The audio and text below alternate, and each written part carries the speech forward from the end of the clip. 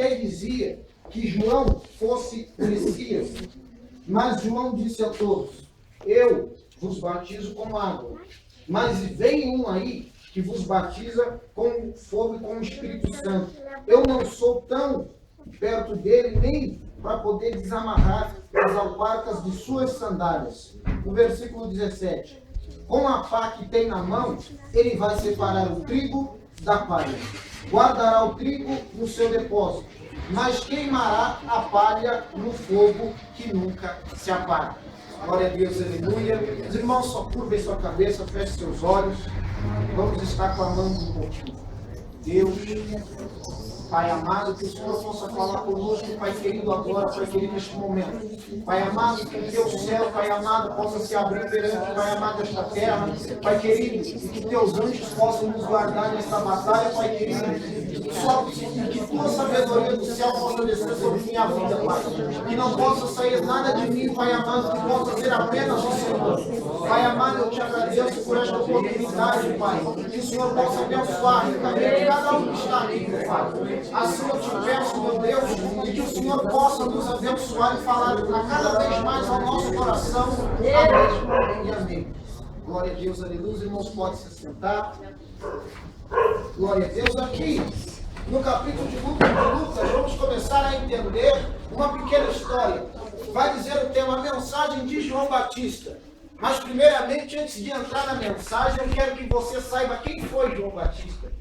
João Batista, primeiramente, eu já quero abrir uma aspa aqui para você saber. João Batista, ele era uma pessoa anormal.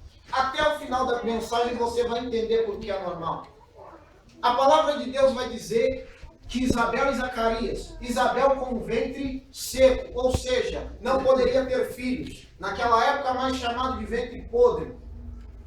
Deus certamente desce até a mulher e fala, vou te conceder um filho. Até aí, o milagre de Deus começa a acontecer.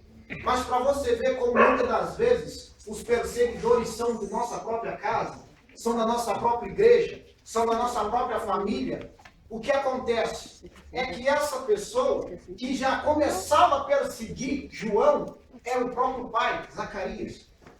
A Bíblia vai dizer que Zacarias se irrita, pois Isabel não podia ter um filho dele. E ela conseguiria um filho de Deus Todo-Poderoso. Só que ele não sabia que a força humana dele não se compara com a força do Deus Todo-Poderoso. Glória a Deus. Ele não sabia que o que ele podia fazer não se compara com o milagre que Deus podia fazer. E ele fica irado. E o momento todo da gestação de 9 meses, Zacarias fica mudo. Ele não fala nada. Agora você me pergunta, mas por que, bispo, ele ficou calado? Deus deixou ele calado para que ele não murmurasse, para que ele não contasse o milagre e para que ele não alarmasse que dali viria um homem que prepararia o caminho de Jesus. Pois a palavra de Deus vai dizer que João Batista, Batista não era o sobrenome de João, foi colocado Batista pois ele batizava até 5.000 almas por dia. Ele, Batista, significa dividir o rio. Batista significa descer muitas pessoas às águas. Batista significa pessoa que troca a vida dele pela vida dos outros. Esse era o pequeno João Batista. E ali a história vai dizer, vamos dar uma acelerada, que esse menino cresce. E Deus escolhe esse menino, e esse menino já era, para você ver como Deus é sábio, já começa a história lá atrás. Davi, ele era primo terceiro de Jesus. E João Batista era primo primeiro de Jesus Cristo de Nazaré. Ah, mas bispo, como assim? Para você ver como a história, e quando Deus quer fazer, ele faz. No período que Isabel estava gestante de João Batista, Maria estava gestante de Jesus Cristo de Nazaré. A história vai dizer que João Batista nasce primeiro, e logo após Jesus nasce. Quando, para você ver como a proximidade é tanta, aos 33 anos de idade, Jesus começa a se espalhar. Aos 30 anos, João Batista volta a Jerusalém, já transformado pela presença do Espírito Santo, um homem sábio, um homem escolhido por Deus. E o primeiro sermão que ele prega ali para aquelas pessoas é um sermão bem curto, mas poderoso. Ele olha e diz, arrependei-vos, pois é chegado o tempo do reino do céu descer até o reino dos homens. E ele ainda simplifica e diz, raça de víboras, quem sois vós para querer fugir da grande ira do nosso Deus Todo-Poderoso. Eu creio que naquele momento a gente pode até pensar, eles foram para cima de João Batista. Mas não, toda aquela multidão que estava ali à praça se ajoelharam perante João Batista. Porque já se fazia exatamente quase 4 séculos que ninguém mais ouvia uma profecia do céu. Que ninguém ouvia mais um enviado para falar da palavra do Senhor Jesus Cristo. Jerusalém já achava que Jesus tinha virado as costas. Que Deus não queria mais saber do povo escolhido. Até que chega um momento que chega João Batista. Um homem que na palavra de Deus vai dizer que comia mel, silvestre e gafanhotos. Agora eu quero que você entenda uma coisa. Todo profeta passa uma prova diferente. Não só o profeta, o pastor passa uma prova, o missionário passa uma prova, o membro passa uma prova. Mas do mesmo jeito que passamos uma prova diferente, a nossa vitória tem gosto de mel. A nossa vitória tem o sabor de mel.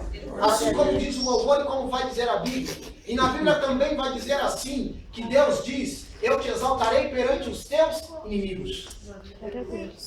Eu creio que para muitos, João Batista não iria para frente.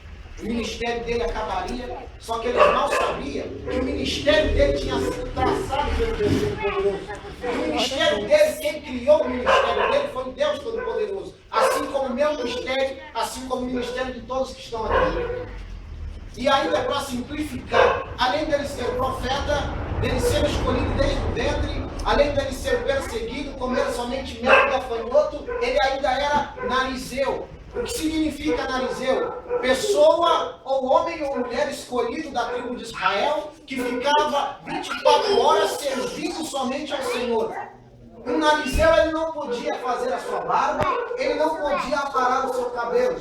Agora eu quero que você imagine, João Batista, antes de chegar a Jerusalém, ele morava com os beduínos. Ele morava no deserto. Ele morava num deserto de sal, com os beduínos.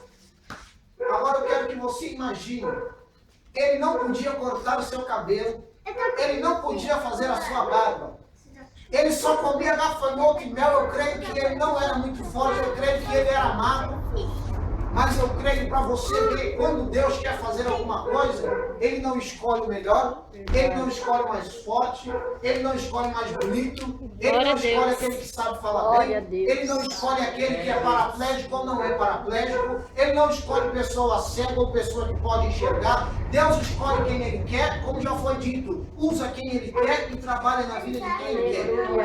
Glória a Deus. E na palavra de Deus vai dizer, buscai enquanto achareis. Hoje estamos buscando, porque é bem verdade que na Bíblia vai dizer que vai chegar um momento que vamos buscar a face do Espírito Santo, mas não vamos mais ter a face do Espírito Santo. É aí que já saberemos que está perto do Filho do Homem raiar nas nuvens. O que mais acontece hoje dentro da igreja, vamos simplificar e voltar um pouco. As pessoas hoje dentro da igreja acham que só porque você sabe fazer alguma coisa, eu sei fazer alguma coisa, ela acha que pode tirar o proveito de tal coisa. Ela acha que pode tirar proveito de você. Muitas das vezes, no meu ministério principalmente, muitas pessoas tentaram puxar meu tapete. Assim, quando eu recebi a consagração de Cristo, muitos disseram, você não vai para frente. Você não vai conseguir levar essa unção para frente. O teu ministério não vai acontecer. Só que um dia, num culto, fui convidado para pregar numa casa de recuperação de viciados em crack, lá na Porteira Preta. Deus usou um ex-viciado, um menino de 17 anos. Ele contando a história dele para mim, ele dizendo que ele começou a usar crack com 8 anos de idade. Ele com 17 anos, ele chegou até mim e falou, olha, seus inimigos falou isso, isso e isso. Faltando 5 minutos para me ministrar. Ele pegou e falou, Deus vai te levar numa terra. Eu peguei e falei, eu creio. Ele pegou e falou, e eu vou te ver pela televisão, aqui na casa de repouso. E quando eu ver você, eu vou sair daqui. Aquilo ficou dentro de mim. Ministrei, foi uma noite maravilhosa. Passa-se 4 meses. Meu telefone toca. Pastor Paulo liga para mim, pega e fala, olha bispo, eu recebi um convite e no convite está seu nome. Eu não vou falar por telefone. Eu vou até você. Eu vou levar até você. Ele me trouxe aquele convite, igreja.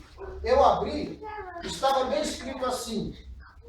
É bem verdade que na casa de Deus temos que viver em união. E eu, pastor Cisino Bernardino, convido você para participar dos Gideões Missionários de 2015. Ali eu olhei, peguei e falei, meu Deus, mas será que isso aqui é real? Ele pegou e falou, ele me ligou e me mandou o convite. E só falou isso para mim, traz esse menino que Deus tem